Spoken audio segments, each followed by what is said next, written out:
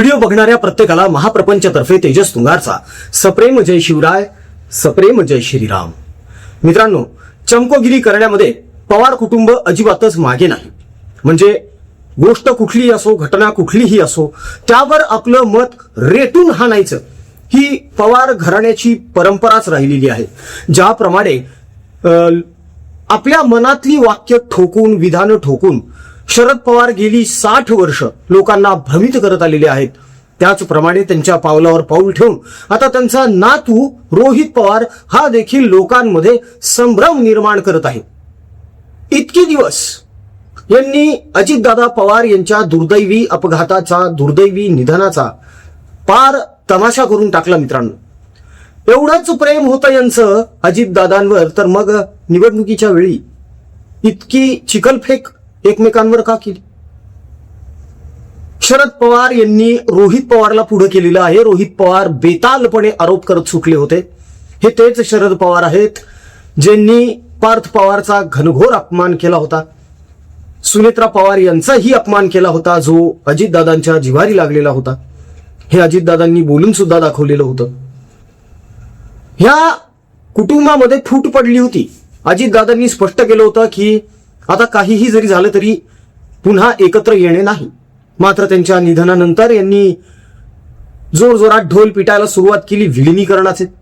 मात्र जेव्हा यांच्या लक्षात आलं की इकडे देवेंद्र फडणवीस, एकनाथ भाई यांनी खंबीर पाठिंबा दिलेला आहे सुनेत्रा वहिनींना आणि आपली काही डाळ शिजली जाणार नाही, तेव्हा हे बॅकफूटवर आले. मग नंतर निवडणुकीच्या वेळेस, म्हणजे पोटनिवडणुकीला काय गोंधळ घातला या लोकांनी ते सुद्धा आपण बघितलं. प्रचाराला गेले नाहीत, फॉर्म भरायला गेले नाहीत, एवढंच काय मतदानाला गेले नाहीत. नेमकं जेव्हा महत्वाच्या घटना होत्या, महत्वाच्या गोष्टी करायच्या होत्या, कुटुंबाची जबाबदारी जेव्हा पेलायची होती, तेव्हा हे आजारपणाचं सोंग घेत हॉस्पिटलमध्ये दाखल व्हायचे. मात्र राज्यसभेची शपथ घ्यायची खासदारकीची, तेव्हा व्हीलचेअरवर गेले. अहो, असंच जर व्हीलचेअरवर सुनेत्रा वहिनींना मतदान करण्यासाठी जर तुम्ही गेला असतात तर तुमच्या मनाचा मोठेपणा दिसला असता. मात्र मोठेपणा न दिसता तुमच्या मनाचा कोतेपणा दिसला. आणि हीच गोष्ट रोहित पवार आता करायला लागलेला आहे. मध्यंतरी महिनाभर त्यांनी खूप थयथयाट केला. त्याचं कारणही तसंच आहे, स्पष्ट आहे. दादांच्या जाण्यानंतर आता यांना डोहाळे लागलेले आहेत दादांचा वारसदार, राजकीय वारसदार म्हणवून घेण्याचे. दादांनंतर नेता कोण, तर मीच. रोहित पवार यांना आपल्या आजोबांप्रमाणेच, म्हणजे आजोबांना जसं भावी पंतप्रधान हे पद मिळालेलं आहे, तसंच रोहित पवार यांना आता भावी राष्ट्रीय नेता बनायचं आहे. जसं त्यांची आत्या भावी महिला मुख्यमंत्री असणार आहे, तसंच यांना आता राष्ट्रीय नेता बनण्याचे डोहाळे लागलेले आहेत. आणि पुन्हा एकदा रोहित पवार यांनी थयथयाट करायला सुरुवात केलेली आहे. मित्रांनो, आताच आपण जे फोटोज आणि व्हिडिओज बघितले ते आपल्या स्वाभिमानी हिंदू प्रपंच परिवारातर्फे आपण कर्करोगग्रस्त रुग्ण, त्यांचे औषध उपचार आणि नातेवाईकांचं जेवण, अन्नदान यासाठी आपण जी सेवा देत आलो आहोत त्याची आहे. ही निरंतर चालू आहे, अखंडपणे सुरू आहे सेवा. यासोबतच आपण शेतकऱ्यांसाठी सुद्धा सेवा कार्य करत आहोत, विद्यार्थ्यांसाठी करत आहोत, अनाथांसाठी करत आहोत, गाई मातांसाठी करत आहोत आणि आता वृक्षारोपण करत आहोत मोठ्या प्रमाणावर. आणि ती काळाची गरज आहे, म्हणून आपल्या पुढच्या पिढीच्या भवितव्यासाठी यामध्ये आपलं सहकार्य आणि योगदान आवश्यक आहे, नितांत गरजेचं आहे. तेव्हा दिल्या गेलेल्या जीपे, फोनपे क्रमांकावर आपल्या इच्छेनुसार, मर्जीनुसार जे योगदान देता येईल ते निश्चित द्या. त्या ट्रान्झॅक्शनची एक स्क्रीनशॉट आपल्या परिवाराच्या व्हॉट्सअपवर टाका, म्हणजे त्याची पावती बनेल. मित्रांनो, मैत्रिणींनो, बंधूंनो, मातांनो, बहिणींनो, अनेक जण मदत करत आहेत, त्यामुळे ऊर्जा मिळत आहे, प्रेरणा मिळत आहे, हुरूप येत आहे काम करण्याचा, सेवा देण्याचा. 1-2 कमेंट्स अशाही आल्या होत्या की कृपया प्रत्येक व्हिडिओमध्ये असं आवाहन करू नका. मात्र मित्रांनो, जे नव्याने व्हिडिओ बघतात त्यांना या कामाची ओळख व्हावी, हे कार्य किती गरजेचं आहे याची त्यांना जाणीव व्हावी, यासाठी आपण हे आवाहन करत असतो. तेव्हा माता, बंधू, भगिनींनो, कृपया सहकार्य करा आणि परिवाराला साथ द्या. रोहित पवार यांनी आता चमत्कारिक असे आरोप करायला सुरुवात केली आहे. कधी ते म्हणतात की दादांच्या अपघाताच्या आधी त्या विमानतळाची कोणीतरी रेकी करून गेलो होतं आदल्या दिवशी. त्याच्यानंतर पायलटवर शंका घेतली जाते. मग दादा विमानात होते का नव्हते यावरही शंका घेतली जाते. अनेक गोष्टी. आणि आता सुद्धा रोहित पवार यांनी असाच एक भलताच आरोप केलेला आहे जो तथ्यहीन वाटतो, तर्कहीन वाटतो. आधी आपण बघूया रोहित पवार यांनी नेमका कोणता नवा आरोप केलेला आहे ज्यामुळे कदाचित रोहित पवार यांच्याच अडचणी वाढण्याची शक्यता आहे. बघून घ्या. हा आहे अजितदादांचं काटेवाडीचं घर. ही ती विहीर आहे, त्याच्याजवळ एक कोणाची तरी शेती आहे. त्या शेतीला हे एक बकरी मारून आणि पूजा करून हे 28 तारखेच्या आधीच तिथं टांगली होती. आता फक्त हाडं आणि काही थोड्या प्रमाणात मांस हे तिथं आहे. बारामतीचा एक छोटा कुठला तरी नेता आहे जो खराताच्या सातत्याने संपर्कात होता आणि अजितदादांच्या जे काही पक्षातले प्रमुख जे नेते आहेत जे खराताच्या संपर्कात होते त्या लोकांबरोबर काही आर्थिक संबंध या छोट्या नेत्याचे आहेत. काटेवाडी हे जे घर आहे त्या घराचे जे काही आपल्याला पगार द्यावे लागतात, पेमेंट करावे लागतात, त्याच्यामध्ये हा छोटा नेता कुठेतरी इन्व्हॉल्ड आहे असं आम्हाला कळतंय. काटेवाडीचं घर, बारामतीचं घर आणि देवगिरी बंगला या तिन्ही घराच्या बाहेर अशा प्रकारच्या पूजा का झाल्या? रोहित पवार यांचं म्हणणं आहे की काटेवाडीमध्ये, बारामतीमध्येच एका जणाने किंवा काही जणांनी एक बोकड कापलं म्हणे आणि ते बोकड एका झाडाला उलटं लटकवलं आणि तेही दादांच्या त्या अपघाताच्या निधनाच्या आधीची गोष्ट आहे म्हणे. आणि आता फक्त तिथं सांगाडा उरलाय त्या बोकडाचा आणि थोडंफार मांस आहे म्हणे आणि दुर्गंधी येते तिथून. तर हा काळा जादूचा प्रकार आहे का? दादांच्या घराच्या तिकडे म्हणे वावरामध्ये काळ्या बाहुल्या सापडल्या होत्या असं गावकऱ्यांचं म्हणणं आहे. पुढे जाऊन रोहित पवार असाही आरोप करतात की बारामतीतलाच एक कोणीतरी छोटा नेता आहे ज्याचे ते भोंदू बाबा खरात सोबत संबंध आहेत आणि मग ती लिंक रोहित पवार जोडण्याचा प्रयत्न करतात की खरातच्याच सांगण्यावरून या छोट्या नेत्याने ही काळी जादू केली असावी कारण यांना पक्ष हायजॅक करायचा होता. आणि मग अकारण सुनील तटकरे, प्रफुल्ल पटेल यांचंही नाव यामध्ये घेतलं जातं की यांचे सुद्धा संबंध होते खरातशी आणि त्यामुळे खरातच्याच सांगण्यावरून याच लोकांनी हे केलं असावं अशी आम्हाला शंका आलेली आहे. मात्र रोहित पवार यांना एक प्रश्न विचारावा असा वाटतो की तुम्ही जे म्हणता की बारामतीतलाच एक छोटा कुणीतरी नेता आहे ज्याने हे सगळं घडवून आणलंय, तो बोकड कापणं, काळ्या बाहुल्या, काळी जादू, काळी विद्या वगैरे वगैरे. अहो तुम्ही तर बारामतीला तळहाताच्या फोडाप्रमाणे जपता ना. आपल्या तळहातावर जशा रेषा आहेत ज्या आपल्याला माहिती आहेत तसा बारामतीचा पूर्ण प्रदेश तुम्हाला माहिती आहे ना. बारामतीमध्ये कुठेही खडा जरी कोणी उचलला तरी तुम्हाला कळतं ना. मग असा तो कोण छोटा नेता आहे हे तुम्हाला कळलं नाही का?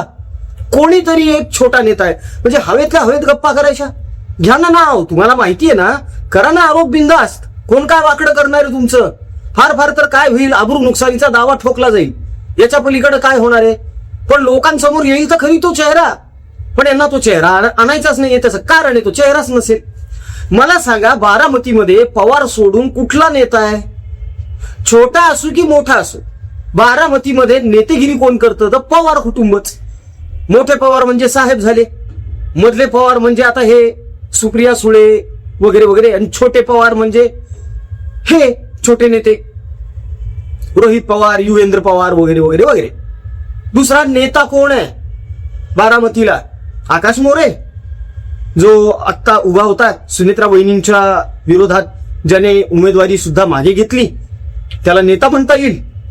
भारतीय जनता पक्षाचं काय वजन आहे बारामतीमध्ये? काहीच नाही. शिवसेनेचं काय आहे? उगाठाचं काहीच नाही. शिंदेचं काय? काहीच नाही. बारामतीचे पवार, पवारांची बारामती हेच ऐकवलं जातं ना अख्ख्या महाराष्ट्राला, अवघ्या महाराष्ट्राला. मग तो छोटा कुणीतरी नेता जो आहे बारामतीतला तो याच गोतावळ्यातला नाही हे कशावरून? आपण जेव्हा एखाद्यावर बेछूटपणे आरोप करतो, बेतालपणे आरोप करतो, बिनबुडाचे तर्कहीन तथ्यहीन आरोप करतो, तेव्हा आपल्यावरही आरोप होऊ शकतात हे रोहित पवार यांना कळत नाही का? एवढी पण अक्कल नाही का? मग पवारांकडून काय राजकारण शिकलात तुम्ही? पवार सुद्धा आरोप करायचे इतरांवर, पण त्यातून ते साफ निघून जायचे. रोहित पवारचं तसं नाहीये. रोहित पवार बोलतो आणि अडकतो, बोलतो आणि अडकतो. त्याचं कारण आहे आयतं मिळालंय सगळं, फुकट मिळालेलं आहे सगळं. संघर्ष करणं काय असतं माहित नाही. कर्जत जामखेडला हा माणूस किती वेळा गेला असेल, जी यांची कॉन्स्टिट्युएन्सी आहे. जिथले हे आमदार आहेत तिथले प्रश्न यांना माहित नाहीत का? का कर्जत जामखेडचं नंदनवन झालेलं आहे, स्वर्ग झालाय का कर्जत जामखेड? दिवसा ढवळ्या खून झालेत तिथे लोकांचे, यांना माहिती तरी आहे का? ते गुन्हेगारीचं प्रमाण किती आहे तिकडे कर्जत जामखेडला माहिती आहे का यांना? दिवस रात्र हे बारामतीत पडलेले असतात. अजितदादांच्या नावानं स्वतःचं राजकारण चमकवण्याचा प्रयत्न करतायत, स्वतःची राजकीय पोळी भाजण्याचा प्रयत्न करतायत. कोणत्या आधारावर हे म्हणतात की काळी विद्या करण्यात आली, काळी जादू करण्यात आली आणि अजितदादांना दगाफटका झालाय? अंधश्रद्धा निर्मूलन समितीचे जे कोणी आहेत पदाधिकारी ते तर तुम्हीच पोहोचलेले आहेत ना सगळे. मग आता अशा आरोपांवर ही अंधश्रद्धा निर्मूलन समिती कुठे गेली? गोट्या खेळायला गेले का सगळे? घरामध्ये जाऊन लपले का सगळे? पवार कुटुंब आहे म्हणून सगळे तो मुख गिळून गप बसले का? दही जम गया है मुंह में. आता बोला ना अंधश्रद्धा निर्मूलन वाल्यांनो, कुठली अशी अंधश्रद्धा आजपर्यंत बघण्यात आली की बोकड कापायचं आणि उलटा लटकवायचा झाडावर? आणि कशावरून? की दादांच्या विरोधकांनीच हे केलं असेल म्हणून? असंही असू शकतं, कोणीतरी स्वकीय असू शकतो. महाराजांपासूनचा इतिहास बघत आलेलो आहे आपण. छत्रपती शिवाजी महाराजांपासून स्वकीयांनीच दिला होता ना त्रास महाराजांना. शंभूराजांना कोणी पकडून दिलं होतं? मग शंका तर कोणीही घेऊ शकतं ना, आणि कशाही घेऊ शकतं. एसआयटी नेमली गेलेली आहे, चौकशी चालू आहे त्याची. आज 3 महिने पूर्ण झालेत दादांना जाऊन, तरी देखील हे दादांच्या नावावर अजूनही राजकारण करतायत. अहो एवढंच जर तुम्हाला या गोष्टीचा सिरियसनेस आहे, एवढंच जर गांभीर्य आहे, तर तुमचे 9 खासदार आहेत ना, 9 खासदार आहेत ना, अमोल कोल्हे सकट, सुप्रिया सुळे. मग हे 9 खासदार संसदेमध्ये का मुद्दा काढत नाहीत हा काळ्या बाहुलीचा, उलट्या बोकडाचा? कारण संसदेमध्ये तो उलटा बोकड जर काढला विषय, तर इकडचा हा बारामतीचा बोकड मे करायला लागेल, अंगलट येईल सगळं. फक्त पत्रकार परिषदा घ्यायच्या, मीडिया समोर यायचं, कपोल कल्पित काहीतरी कथा रचून सांगायच्या, स्टंटबाजी करायची, एवढंच जमतंय रोहित पवार. मनोज जरांगेंचं मार्केट डाऊन झालंय आणि आता ती जागा मीडियाच्या नजरेमध्ये रोहित पवार भरून काढायलाय. रोहित पवार आणि भोंग्यामध्ये जणू कॉम्पिटिशन लागली आहे सध्या अटेन्शन मिळवण्याची. जरांगे अडगळीत गेले आता. असंही 2029 पर्यंत जरांगेंना गप्पच बसावं लागणार आहे म्हणा. पण मग रोहित पवार एवढी का बडबड करताय, एवढा का थयथयाट चालू आहे त्यांचा? दादा जेव्हा जिवंत होते तेव्हा त्यांचा एकही शब्द यांनी प्रमाण मांडला नाही, कधीच त्यांना आदर दिला नाही, सतत त्यांना पाण्यात बघितलेलं आहे, कुरघोड्या करत आलेले आहेत. आणि आता फक्त स्वतःच्या स्वार्थासाठी लबाडी चालू आहे. हे ढोंग आहे, हे सोंग आहे, हे वेळ घेऊन पेडगावला जाण्याचा प्रकार झाला हा. मित्रांनो, रोहित पवार यांनी जे बेछूट आरोप केलेले आहेत ते तुम्हाला पटतात का? एकीकडे असं म्हणायचं की आम्ही नास्तिक आहोत, अंधश्रद्धेवर आमचा विश्वासच नाहीये अजिबातच. अहो तुमचा जर अंधश्रद्धेवर विश्वास नाही तर मग हा मुद्दा काढताच कशाला उकरून? याचाच अर्थ असा आहे की तुमचा या गोष्टींवर विश्वास आहे.